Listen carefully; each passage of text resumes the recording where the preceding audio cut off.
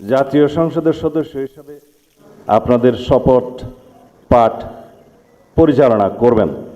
সংবিধান অনুযায়ী 148 article 2A অনুসারে স্পিকার এবং ডেপুটি স্পিকার অথবা তাদের মনোনীত প্রতিনিধি কর্তৃক 3 দিনের মধ্যে যে শপথ করানোর বিধান রয়েছে সেটা পার হয়ে যাওয়ার পরে পরবর্তী 3 দিনের প্রথম দিনে সাংবিধানিকভাবে সিইসি প্রধান নির্বাচন কমিশনার এম্পাওয়ার্ড ক্ষমতাপ্রাপ্ত হয়ে তিনি আজকে শপথ পরিচালনা করবেন। বিধায় আমরা সদস্যদের শপথ পত্র বা ঘোষণাপত্র এই সাদাটাতে আমরা দস্তখত করব শপথ নেয়ার পরে।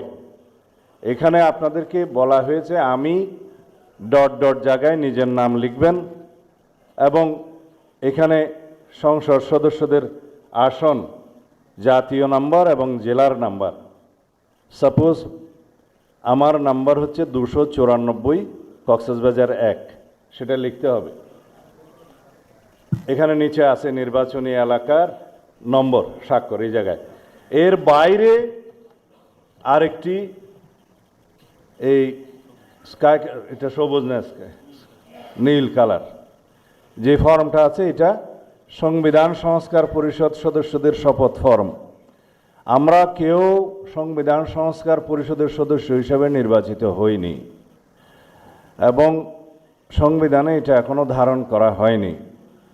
গণভোটের রায় অনুযায়ী সংবিধান সংস্কার পরিষদ গঠিত হলে সেটা সংবিধানে আগে ধারণ করতে হবে এবং সংবিধান সংস্কার পরিষদের সদস্যকে কে শপথ নেয়াবেন সেটা বিধান করতে হবে এবং কোন এরকম ফর্ম এটা সংবিধানে নেই। এই ফর্মটি 3য় তফসিলে আছে, সাদাটা। এইরকম তখন একটা ফর্ম সংবিধানের 3য় তফসিলে আসবে।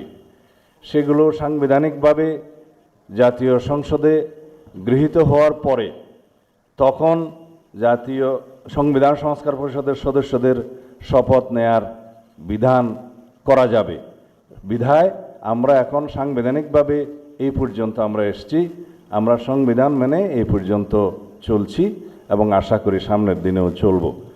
আমি মাননীয় চেয়ারম্যানের নির্দেশে ওনার উপস্থিতিতে আপনাদেরকে এই আমাদের দলীয় সিদ্ধান্তটা জানালাম।